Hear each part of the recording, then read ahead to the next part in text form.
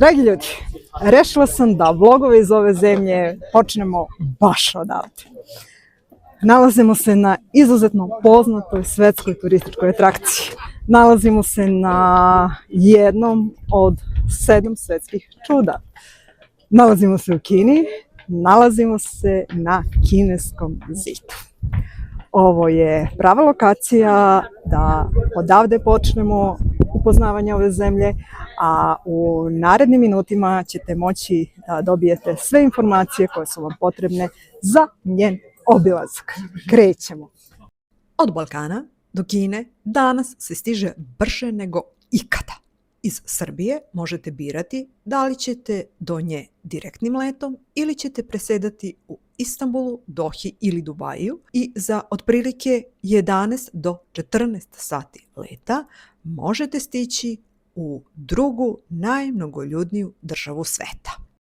A tamo vas čeka zemlja sa preko 1,4 milijarde stanovnika, gradovi veći od većine evropskih država i neboderi koji rastu brže nego što stignete da ih isbrojite.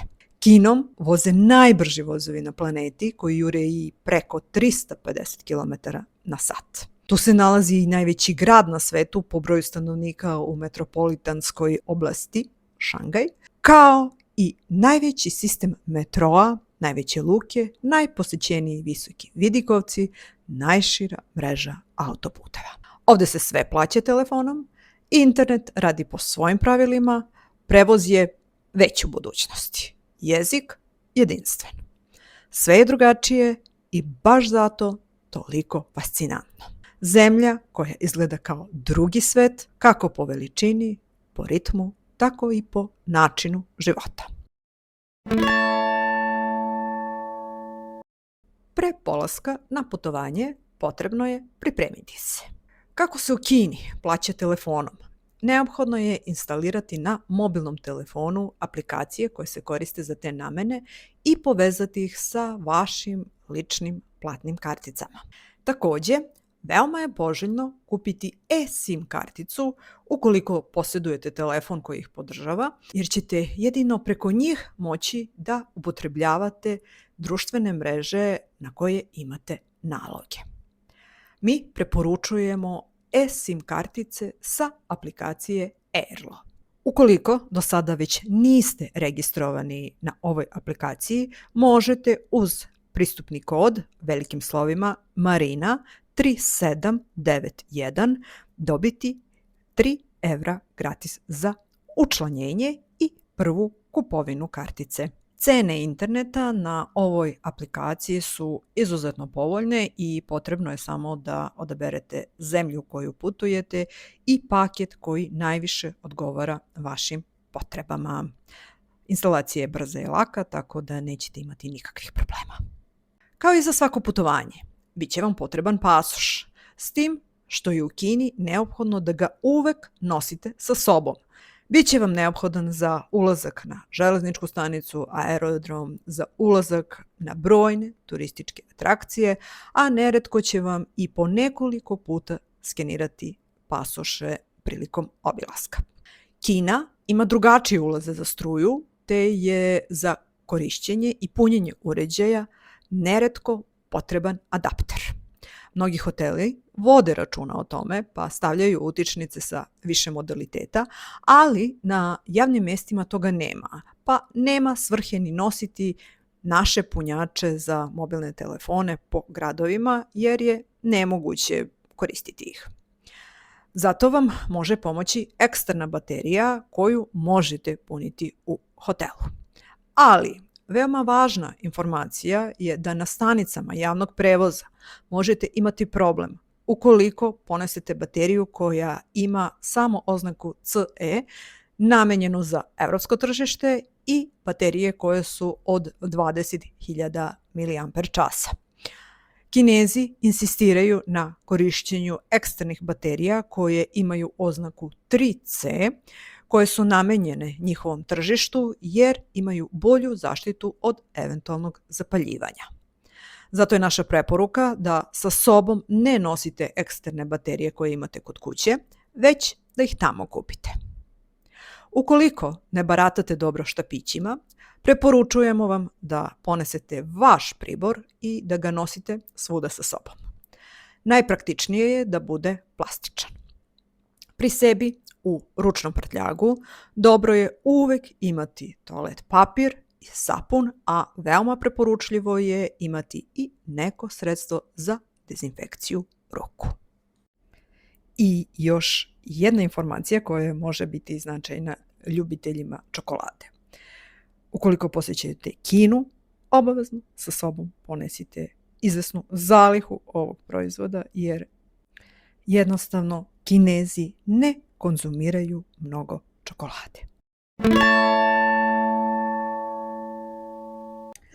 Za građane Srbije za ulazak u Kinu nije potrebna viza i to je naša privilegija jer mnogima jeste, a nama je na ovaj način omogućen značajno lakši ulazak u zemlju, tako da je ovo pravi moment za posjetu Kini. Takođe, ono što može da vam veoma znači kao informacija jeste to da su cene veoma pristupačne i da je u suštini, naravno kao i za sve druge daleke destinacije, najveći iznos koji morate da opredelite vezan za avionsku kartu.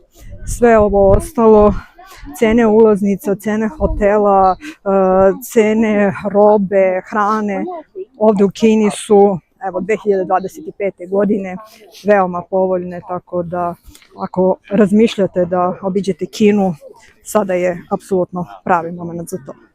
I da kažem da su neki iz naše grupe proveravali cene ovih hotela u kojima smo mi bili i u prosjeku su cene od 25 do 30 evra za jednu noć za 2 osobe, znači sa doručkom. Dakle, veoma su povoljne i nadamo se da smo na ovaj način uspeli nekako da vas i motivišemo da možda malo detaljnije razmotrite mogućnost da dođete u Kinu.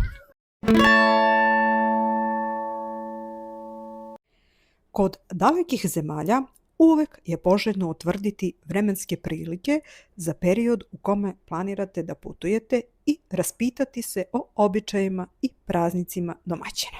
Kinezi, kao drugi najmnogobrojniji narod sveta, izuzetno vole da putuju, a posebno kroz svoju zemlju. Zato koriste svaki slobodan trenutak.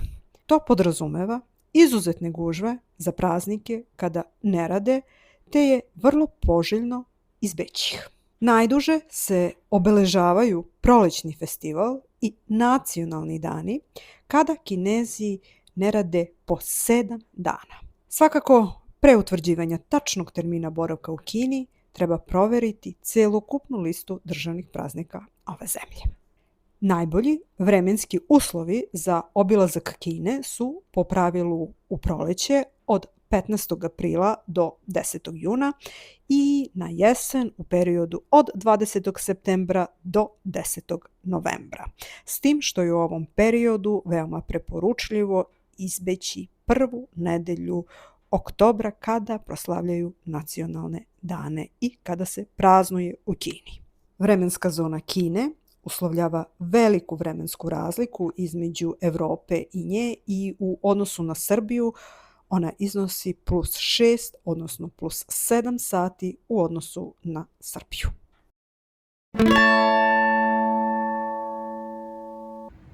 Najtačniji odgovor na pitanje šta posetiti u Kini bio bi sve.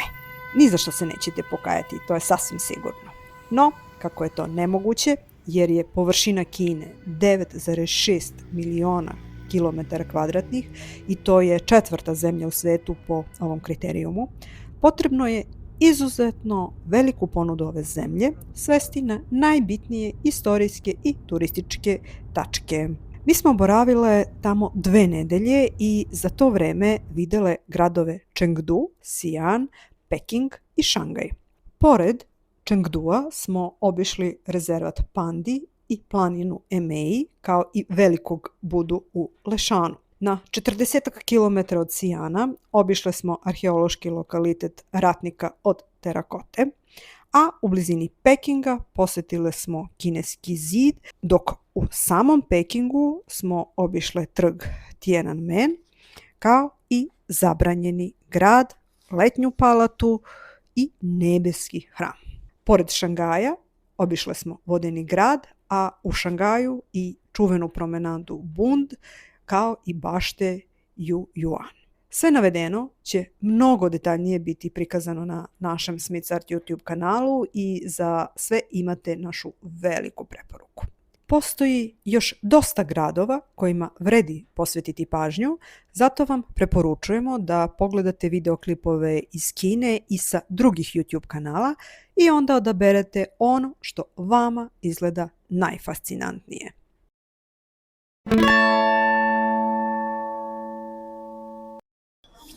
Dve najznačajnije aplikacije koje će vam biti potrebne ukoliko dolazite u Kinu jesu Alipay i WeChat.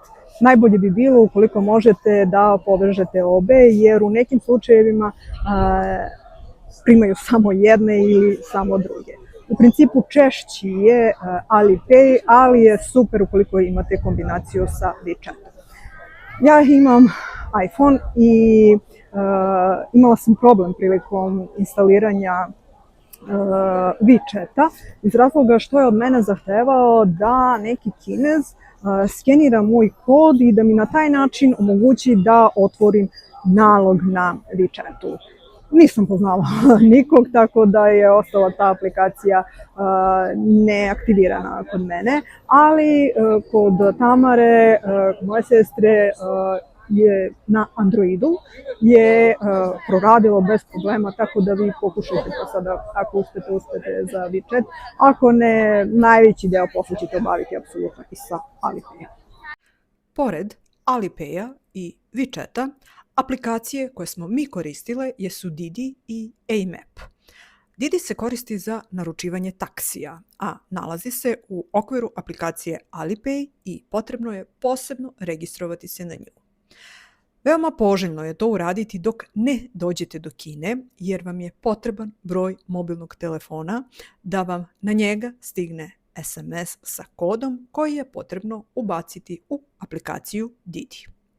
Taksi prevoz je izuzetno jeftin, sat vremena vožnje košta oko 20 € i može biti spas ukoliko ste umorni i želite da izbegnete angažovanje oko traženja pravih metro linija na koje morate da presednete da bi stigli do željene tačke u gradu.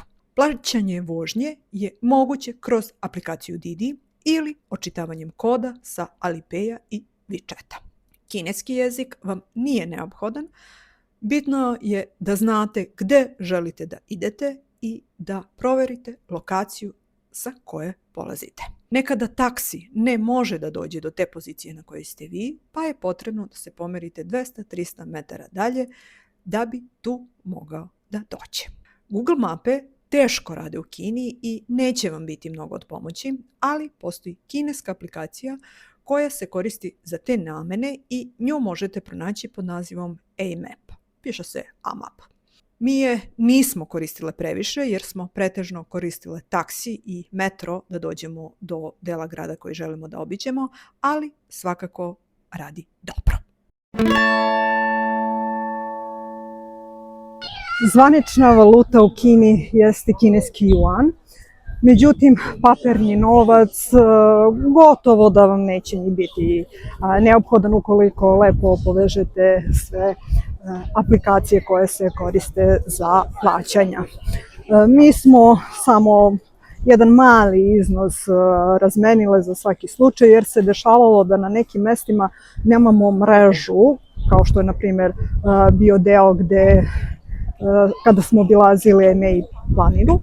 I iz tog razloga, počinje kiša, i iz tog razloga smo morale da platimo papirnim novcem ono što smo kupili. Papirni novac možete dobiti u menjačnicama kojih ima izuzetno malo i nalaze se jako teško, ili u bankama koje imaju prilično složenu proceduru zamene novca. Mi smo te male iznose menjale kod lokalaca.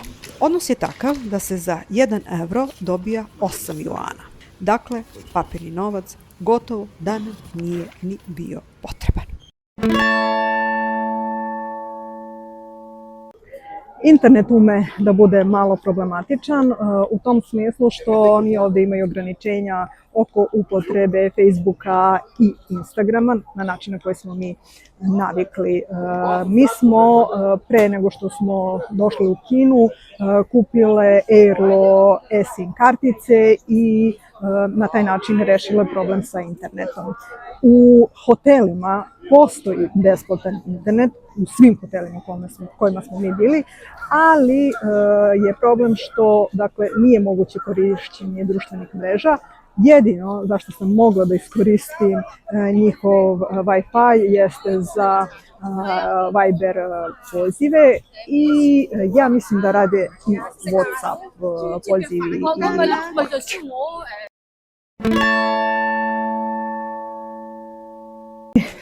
ovde u Kini naravno da jezik može da bude problem i gotovo sasvim sigurno da hoće. Makoliko vi poznavali engleski jezik, nažalost, on ovde među narodom još uvek nije dovoljno rasprostranjen da bi mogli da iskomunicirate ono što vam treba. Međutim, i ovo nepoznavanje engleskog jezika Kinezi bez ikakvih problema nadomešćuju svojom toplotom i svojom brigom i svojom željom da vama pomognu. Dakle, imali smo ne znam ja više koliko situacija, možda na 10-ak njih, gde su jako ne poznaju bukvalno ni jednu jedinu englesku reč, angažovali svoje prijatelje, poznanike, prolaznike kako bi shvatili u čemu je problem i uspeli da nam na neki način pomognu.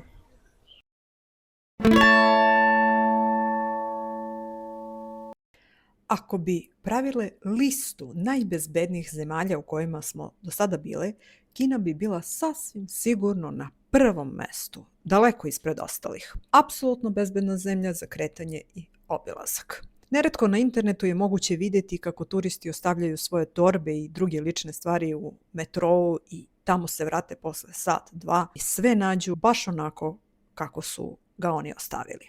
Dok smo se mi zanimale oko toga kako da aktiviramo masažnu stolicu, stvari sam ostavila ovde, naravno sve je tu tako kako je stavljeno, tako da što se tiče bezbednosti, Kina je,